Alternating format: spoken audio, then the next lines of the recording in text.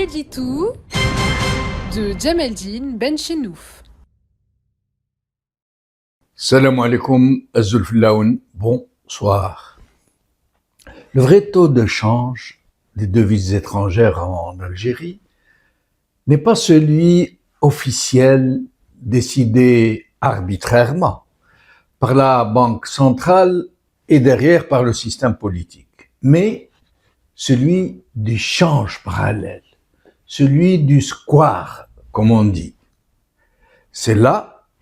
où fluctue le vrai taux de change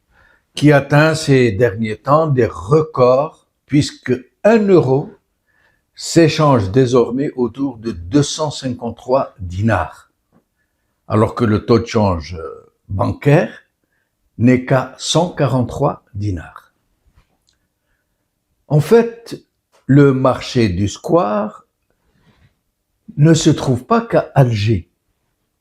mais dans toutes les villes d'Algérie. Une tentaculaire organisation cambiste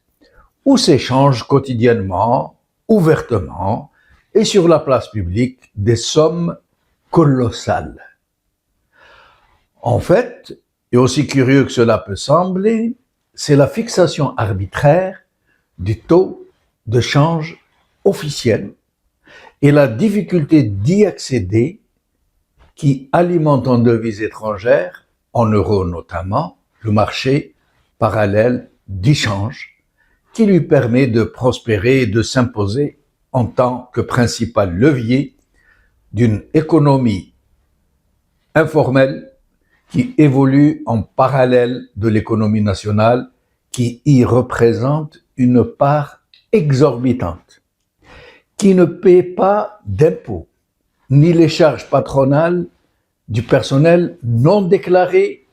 qu'elle emploie, qui ne facture pas ses transactions et qui procède tout entière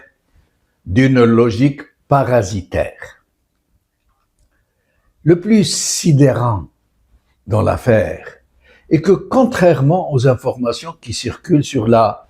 provenance de la masse de devises qui sont échangées au marché noir, cette masse, ne provient pas de la seule immigration comme on le croit habituellement, mais en très grande partie du capital de l'économie informelle qui a été alimenté par des crédits à l'importation et dont une partie importante a été détournée de ses objectifs déclarés par des opérations frauduleuses de surfacturation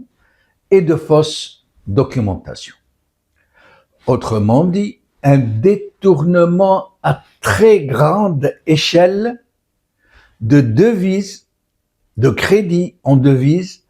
alloués pour l'importation. Presque tous les gros crédits accordés à des particuliers sont l'objet de telles falsifications et génèrent donc de très importantes plus-values en devises sous la table, comme on dit, des sommes colossales, illégales dans le fond et dans la forme et qui finissent dans le marché de change parallèle pour générer encore plus de profits qui serviront à acheter encore plus de crédits en devises auprès des banques nationales et ainsi de suite dans un interminable cercle vicieux où cette économie dite informelle a fini par phagocyter des pans entiers de l'économie nationale au point où il est devenu quasiment impossible de la démanteler. Autant parce que cela pourrait entraîner des troubles très graves pour la stabilité du pays, que déranger les intérêts des gros barons de ce monde souterrain dont nombreux sont des personnalités très importantes du régime. C'est ainsi que les sommes à peine imaginables en dinars et en devises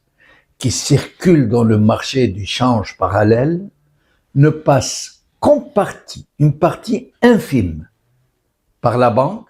seulement et généralement les dépôts nécessaires pour satisfaire aux procédures d'attribution des crédits en devises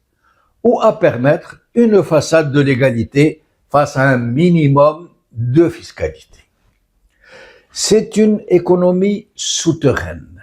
qui brasse la plus grosse partie de la masse monétaire nationale, qui la thésaurise hors des circuits bancaires, qui échappe à tout contrôle, dont les opérateurs ne cachent même pas leur fortune puisqu'ils ne sont pas tenus d'en justifier la provenance. Le phénomène a pris une telle ampleur qu'il suffit pour les cercles qui contrôlent un tant soit peu cette grosse machine de restreindre ou de bloquer pour un temps très court les transactions pour exacerber la demande et faire flamber les taux de change comme cela se passe depuis quelques semaines. Des gens qui pourraient donc, s'ils le voulaient, provoquer une catastrophe économique, semer la panique. Une situation d'une telle complexité, tellement volatile, que s'il était décidé par l'État de contraindre et de réprimer cette économie informelle, en procédant par exemple à un changement progressif des billets de banque, en même temps qu'une mise à jour fiscale des fortunes déclarées qui passent par la banque lors des changements de billets. Cela pourrait entraîner une paralysie de toute l'économie. Pour dire la fragilité d'un système qui ne peut même pas faire rentrer cette économie informelle dans la légalité et donc dans le paiement de l'impôt.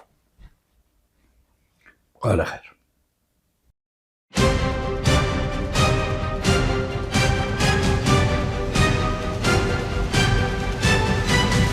L'édito de Djemeldine Benchenouf.